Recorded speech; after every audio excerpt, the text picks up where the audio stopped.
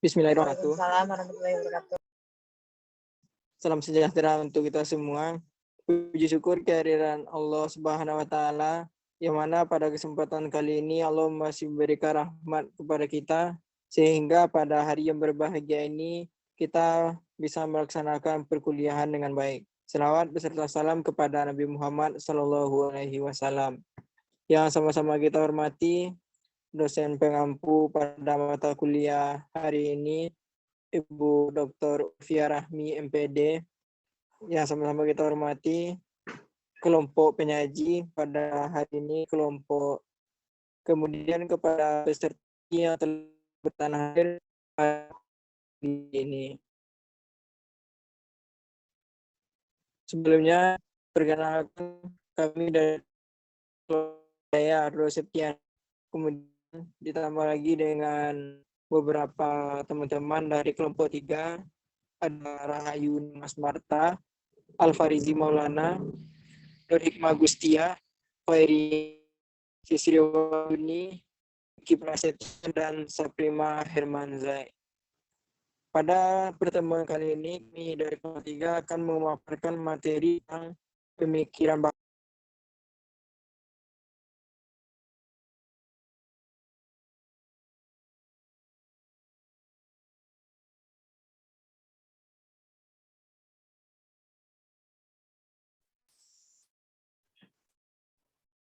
Oke, thank you for moderator.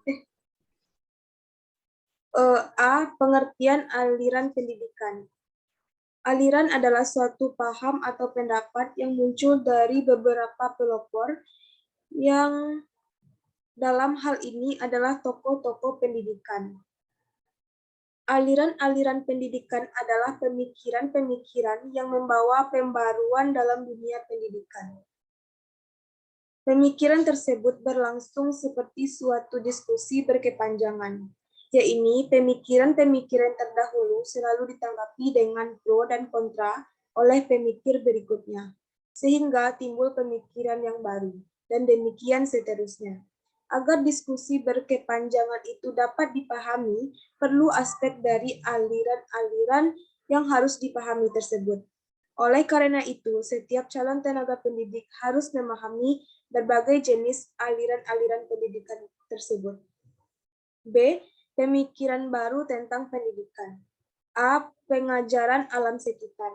Pengajaran alam sekitar memberi kepada anak bahan persepsi intelektual yang kokoh dan tidak verbalitas. Yang dimaksud dengan persepsi intelektual ialah segala sesuatu yang baru dan masuk di dalam intelek anak harus dapat luluh menjadi satu dengan kekayaan pengetahuan yang sudah dimiliki anak. Harus terjadi proses asimilasi antara pengetahuan dengan yang baru. Pengajaran alam sekitar memberikan persepsi emosional karena alam sekitar mempunyai ikatan emosional dengan anak. Saya kembalikan kepada moderator.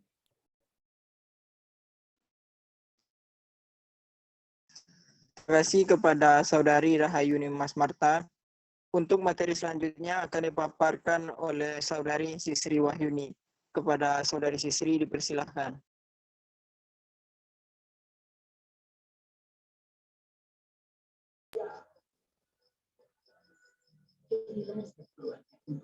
Lanjut slide-nya. Baiklah, terima kasih kepada moderator. Saya akan melanjutkan materi yaitu mengenai pengajaran pusat perhatian. Pengajaran pusat perhatian dirintis oleh Ovi de Minat de Clory 1871 sampai 1932 dari Belgia. Dengan pengajaran pusat minat, pendidikan de Clory berdasarkan pada semboyan École pour la vie, par la vie atau sekolah untuk hidup dan oleh hidup. Anak harus dididik untuk dapat hidup dalam masyarakat dan dipersiapkan dalam masyarakat. Anak harus diarahkan kepada pembentukan individu dan anggota masyarakat. Oleh karena itu, anak harus mempunyai pengetahuan terhadap diri sendiri atau tentang hasrat dan cita-cita, dan pengetahuan tentang dunianya, yaitu lingkungannya, tempat hidup di hari ke depannya. Menurut De Crowley, dunia ini terdiri dari alam dan kebudayaan, dan dunia harus hidup dan mengembangkan kemampuannya untuk mencapai cita-cita. Oleh karena itu, harus mempunyai pengetahuan atas dirinya sendiri dan dunianya. Pengetahuan anak harus bersifat subjektif dan objektif. Dari penelitian secara tekun, De Crowley menyumbangkan dua pendapat yang sangat berguna bagi pendidikan dan pengajaran yang merupakan dua hal khas dari De Crowley, yaitu yang pertama metode global atau keseluruhan. Dari hasil yang didapat dari observasi dan tes, dapatlah ia menetapkan bahwa anak-anak mengamati dan mengingat secara global atau keseluruhan. Jadi ini berdasarkan atas prinsip psikologi Gestalt. Dalam mengajarkan, membaca, dan menulis, ternyata dengan kalimat lebih mudah daripada mengajarkan kata-kata lepas. Sedangkan kata lebih mudah diajarkan daripada huruf-huruf secara tersendiri. Metode ini bersifat video visual, sebab arti satu kata yang diajarkan itu selalu diasosiasikan dengan tanda atau tulisan atau gambar yang dapat dilihat. Yang kedua, sentre di interest atau pusat-pusat minat. Dari penyelidikan psikologik, ia menetapkan bahwa anak-anak mempunyai minat yang spontan tersebut. Sebab apabila tidak, misalnya minat yang ditimbulkan oleh guru, maka pengajaran itu tidak akan banyak hasilnya. Baiklah, sekianlah materi dari saya kembalikan kepada moderator.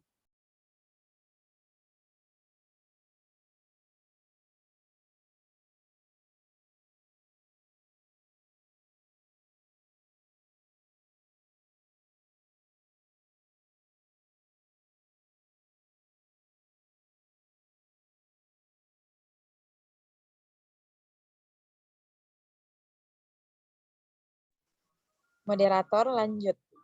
Terima kasih telah memberikan materi pada ini. Selanjutnya untuk materi selanjutnya Al-Farizi Maulana, saudara Al-Farizi Maulana.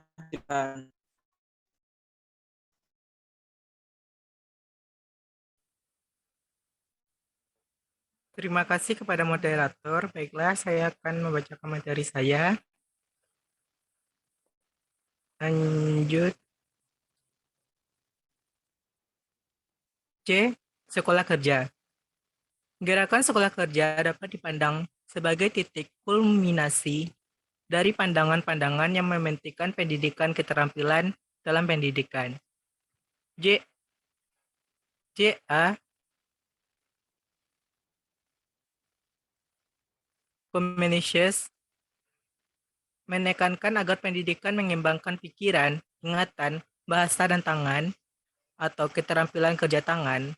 Pestalozzi mengajarkan bermacam-macam mata pelajaran pertukangan di sekolahnya.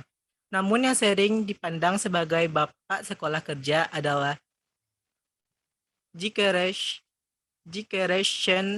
Schneier dengan bapak Arbetes School, sekolah kerja di Jerman. Sekolah kerja ini bertolak dari pandangan bahwa pendidikan itu hanya demi kepentingan individu, tetapi berkewajiban menyiapkan warga negara yang baik. D. Pengajaran proyek. Dasar filosofis dan pedagogis dari pengerjaan proyek diletakkan oleh John Dewey, namun pelaksanaannya dilakukan oleh pengikutnya yaitu W.H. Kalipratik. Dalam pengajaran proyek, anak bebas menentukan pilihannya terhadap pekerjaan, merancang serta memimpinnya. Proyek yang ditentukan oleh anak mendorong mencari jalan pemecah bila ia menemukan kesukaran. Anak dengan sendirinya giat dan aktif karena sesuai dengan apa yang diinginkannya. Proyek itulah yang menyebabkan mata pelajaran tidak terpisah-pisah antara yang lain dengan yang lain. Pengajaran berkisar di sekitar pusat-pusat minat sewajarnya. Pengajaran proyek biasanya digunakan sebagai salah satu metode mengajar di Indonesia, antara lain dengan nama pengajaran proyek, pengajaran unit, dan sebagainya. Yang perlu ditekankan, bahwa pengajaran proyek akan menumbuhkan kemampuan untuk memandang dan memecahkan persoalan secara komprehensif. Dengan kata lain, menimbulkan kemampuan memecahkan masalah secara multidisiplin. Mendekatkan multidisiplin tersebut semakin lama makin penting, utamanya dalam masyarakat yang maju. Sekian materi saya kembalikan kepada moderator. Terima kasih kepada Saudara Alfarizi Maulana yang telah memaparkan materi. Selanjutnya kepada Saudari Nur Hikmah Gustia untuk memaparkan materi selanjutnya. Kepada Saudari Nur Hikmah Gustia, dipersilahkan. Baik, terima kasih kepada moderator. Saya akan melanjutkan materi sebelumnya, yaitu homeschooling. Homeschooling berasal dari bahasa Inggris, yaitu home dan schooling.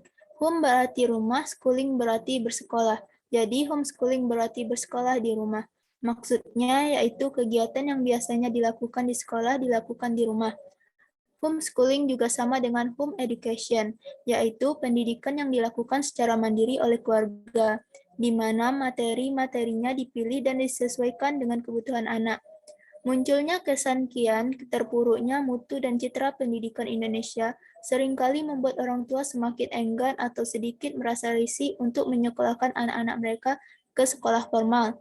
Hal ini disebabkan beberapa hal, di antaranya mereka telah menyadari kalau sistem pendidikan kita telah ditempatkan sebagai usaha komersil oleh kaum kapitalis sehingga terkesan mahal.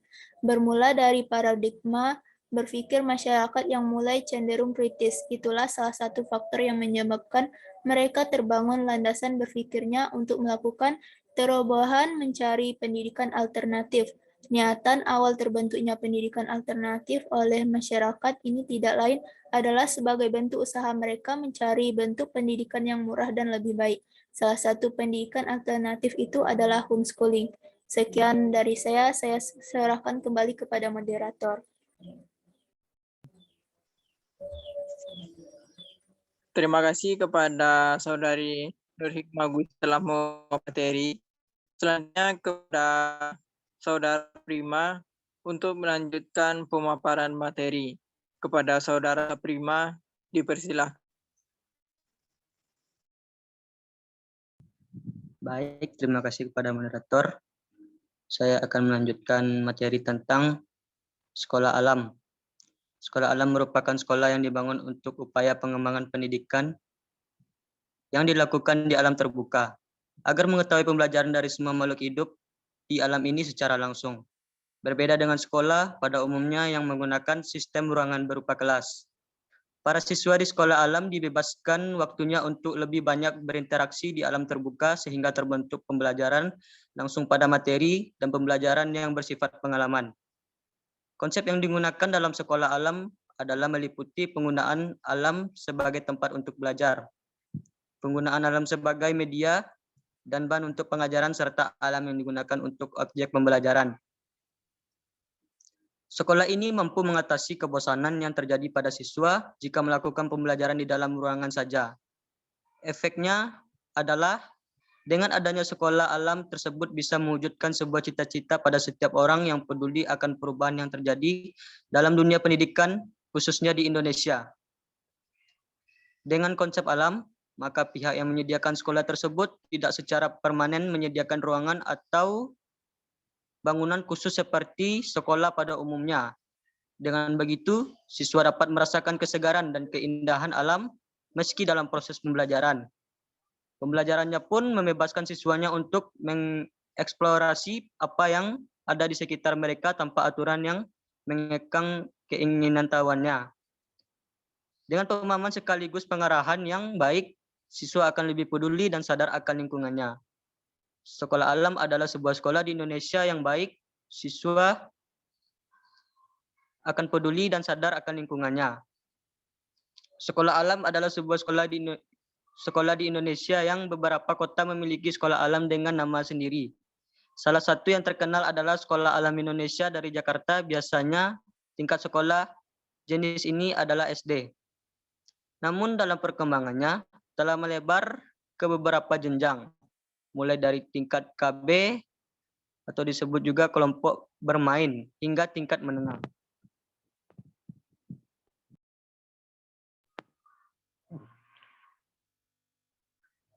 Pendidikan berasrama atau boarding school. Boarding school adalah sistem sekolah dengan asrama di mana peserta didik dan juga para guru dan pengelola sekolah tentu biasanya 1 semester diselingi dengan berlibur 1 bulan sampai menamatkan sekolahnya. Di lingkungan sekolah, para siswa dapat melakukan interaksi dengan sesama siswa, bahkan berinteraksi dengan para guru setiap saat. Contoh yang baik dapat mereka saksikan langsung di lingkungan mereka tanpa tertunda.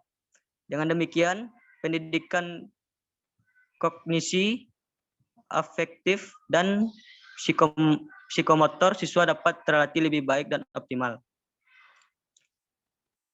Pendidikan inklusi. Pendidikan inklusif adalah sistem penyelenggaraan pendidikan yang memberikan kesempatan kepada semua peserta didik yang memiliki kelainan dan memiliki potensi kecerdasan atau bakat istimewa untuk mengikuti pendidikan atau pembelajaran dalam suatu lingkungan pendidikan secara bersama-sama dengan peserta didik pada umumnya. Pada Undang-Undang Dasar tahun 1945 pasal 32 ayat 1 yang menegaskan setiap warga berhak mendapatkan pendidikan.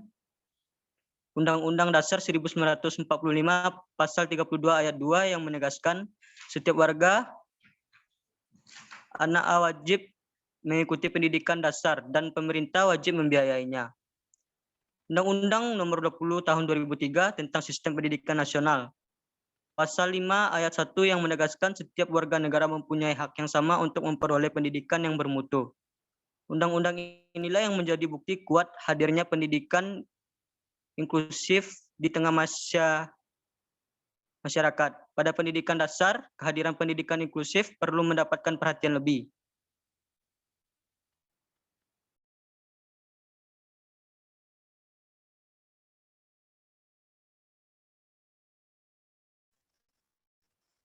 Terima kasih kepada Saudara Saprima yang telah memaparkan materi. Selanjutnya, materi selanjutnya dipaparkan oleh Saudari Khoiria. Kepada Saudari Khoiria, dipersilahkan.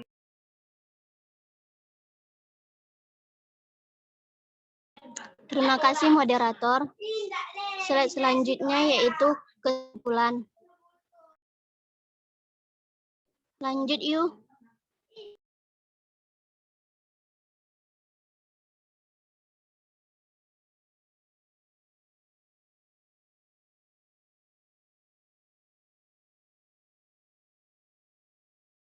Kesimpulan, aliran-aliran pendidikan telah dimulai sejak awal hidup manusia. Karena setiap kelompok manusia diharapkan dengan generasi muda keturunannya yang memerlukan pendidikan yang lebih baik dari orang tuanya di dalam berbagai kepustakaan tentang aliran-aliran pendidikan. Pemikiran-pemikiran tentang pendidikan dimulai dari zaman Yunani kuno sampai kini. Oleh karena itu, kajian ini dibatasi hanya pada beberapa rumpun aliran klasik, dilanjutkan dengan beberapa gerakan baru yang pengaruhnya masih terasa hingga kini. Dan akhirnya 2 tonggak penting pemikiran pendidikan di Indonesia. Sekian materi dari saya kembalikan kepada moderator.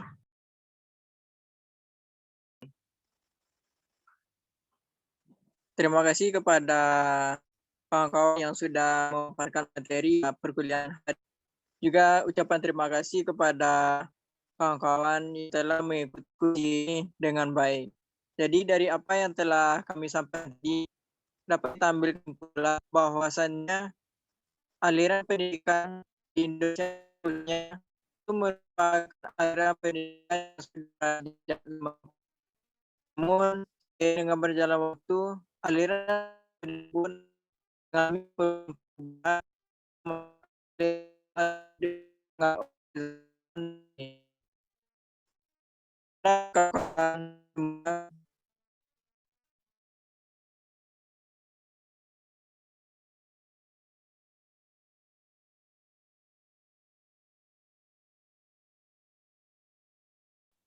Mungkin sekian pemaparan materi dari kelompok 3. Jika ada salah janggalnya, kami mohon maaf. Assalamualaikum warahmatullahi wabarakatuh. Waalaikumsalam warahmatullahi wabarakatuh.